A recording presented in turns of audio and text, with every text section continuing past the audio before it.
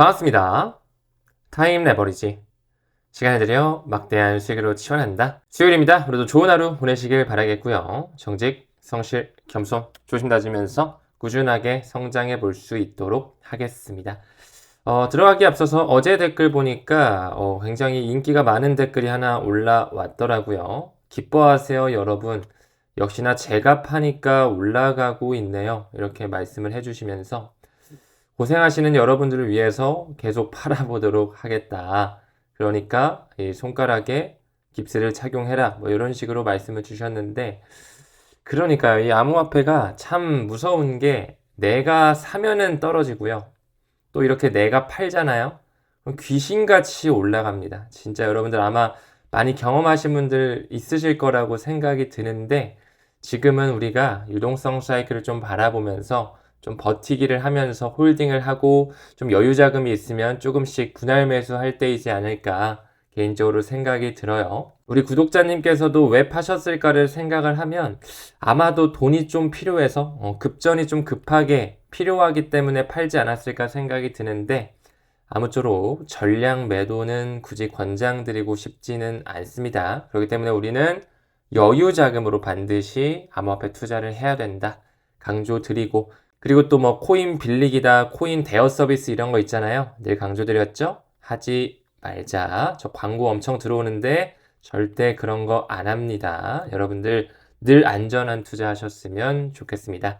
자, 들어가 볼게요. 앤서니 폼플리언호가 나오면서 비트코인 투자자 약 18개월마다 글로벌 금융위기급 폭락을 경험했다. 사실상 그렇기 때문에 올드 갱스터라고 하는 비트코인을 매우 과거부터 사셨던 분들이 이제 반감기 1년, 1년 6개월, 18개월 지났네. 1억 2천만 원, 3천만 원, 요 정도면 뭐 나쁘지 않았네. 나는 지금까지 약 18개월마다 반감기 기준으로 약 1년 반마다 굉장히 큰 폭락을 맞았기 때문에 어느 정도 던져야 되겠다. 요런 이슈가 나왔던 것이죠. 하지만 과거에는 다르게 반감기 사이클과 유동성 사이클이 지금 엇박자를 타고 있다. 또 43일간 펼쳐졌던 셧다운 장기화가 있었기 때문에 더더욱 시간차 공격이 나오고 있다라는 거, 이 부분을 면밀히 살펴봐 주시면 좋을 것 같아요. 이제 XRP 현물 ETF 경쟁이 가열되고 있습니다.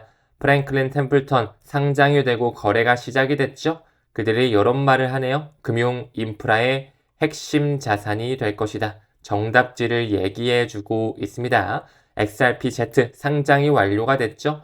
아직까지는 블랙록이나 피델리티 움직이지 않았습니다만, 그레이스케일, 프랭클린 템플턴, 비트와이즈, 카나리 캐피탈 이런 친구들 실시간으로 이제 거래가 이루어지고 있다.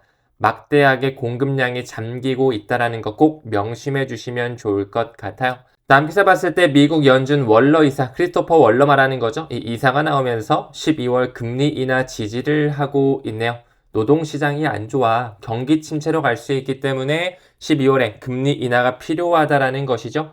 아직까지 연준 내 위원들 사이에 의견 차이가 좀 분분하지만 시장에서는 이제 12월 금리 인하 가능성 크게 변동성을 보여주고 있습니다. 제롬 파월 연준 의장의 임기가 내년 5월 정도라고 말씀을 드렸죠. 이제 한 6개월 정도밖에 안 남았습니다. 지금 현재 차기 후보로 떠오르는 사람들, 케빈 헤셋, 케빈 워시, 크리스토퍼 월러, 이 세 사람 누가 되든 간에 매파가 아닌 비둘기파다. 금리 인하 기조가 점점 세질 수밖에 없는 유동성 장세가 나올 수 있다는 거 고무적으로 볼 수가 있습니다. 현재 방송을 촬영하는 시점으로 금리 25bp 내릴 확률이 완전히 역전이 됐죠. 80%를 넘어가는 포션을 보여주고 있습니다. 이게 말이 되나요? 우리 일주일 전만 하더라도 분명히 한 30%대, 40%대 정도로 뒤지고 있었는데 갑자기 이렇게 역전이 된다는 거, 그들이 지표를 조작하면서 시장을 드라이빙하고 있다. 늘 인지를 해주시면 되겠고요. 그러면서 CME 그룹 디지털 자산 암호화폐 파생 상품 거래량을 신기록 달성을 하고 있네요.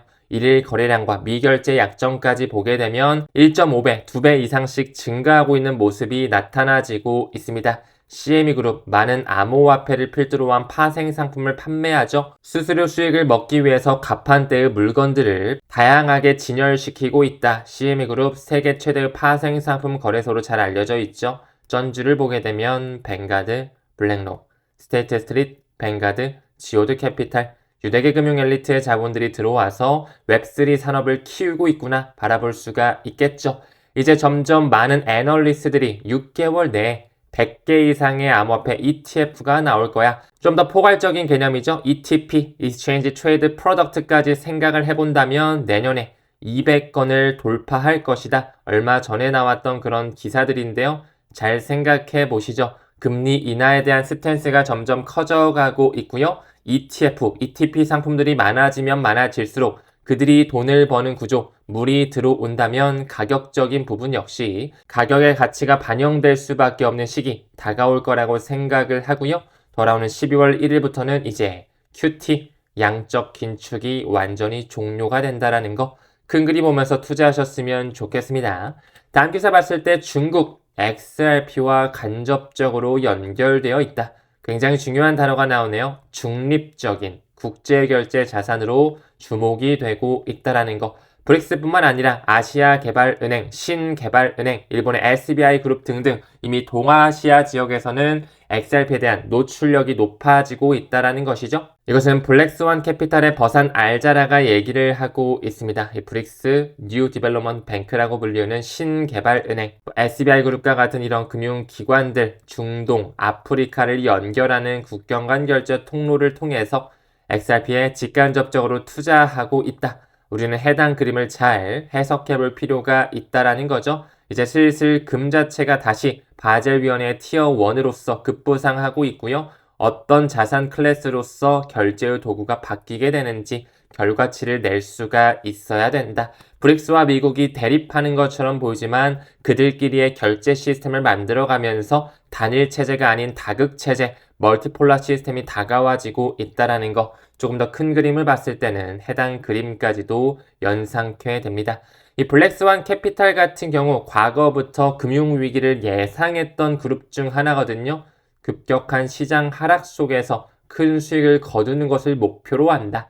2008년 금융위기 이후에 더욱더 유명해졌고 AUM 자체도 벌써 40억 달러 수준까지 상회하고 있거든요. 어떻게 그들이 금융위기를 알아챌 수가 있을까요? 어쩌면 그들은 시대적 방향성을 면밀하게 바라보면서 펀드 상품들을 운용하고 있지 않을까. 이 블랙스완 캐피탈 버산 알자라는 XRP의 공급 충격이 불가피하다라고 얘기하고 있죠. XRP를 절대 매도하지 말라 이런 식으로도 얘기를 했고 미국 자산운용사 위즈덤트리 잘 알고 계시죠? 리플 XRP가 비트코인보다 더 빨리 공급 충격을 직면하게 될 것이다. 우리는 이런 부분에 대해 한번 잘 생각해 볼 필요가 있습니다. 또한 블랙스완 캐피탈리스트 버산 알자라가 이런 얘기까지 했죠. JP모건과 블랙록과 같은 유대계 금융기관들이 XRP를 과거부터 조용히 축적하고 있다. 왜 리플의 임원진에 전 JP모건 규제 총괄을 맡고 있는 샌디 오코너가 합류되어 있는지 잘 생각해 볼 필요가 있겠죠. 또한 블랙록 임원 로버트 미치닉 같은 경우 과거부터 논문을 쓰고 보고서를 제시하면서 XRP 적정가를 약 $30 넘게 바라보고 있었다라는 거 잘 한번 생각해 볼 필요가 있을 것 같아요. 블랙록이 XRP에 대한 현물 ETF를 신청하게 된다면 어느 정도의 큰 파급력이 나오지 않을까? 때를 기다리면서 묵묵히 나아갔으면 좋겠습니다. 시간이 지남에 따라서 블록체인 암호화폐를 활용한 파이낸셜 테크놀로지가 완전히 바뀌는 신금융 인프라가 다가와지고 있죠. 수량에 집중하면서 중장기 비전 투자 이어가시길 바랄게요. 우리 에이플레이어님들께서는 오늘 저녁 8시 크립토 리서치 라이브에서 뵐 수 있도록 하겠습니다. 우리는 모든 면에서 점점 더 좋아지고 있습니다. 감사합니다. 성투합시다.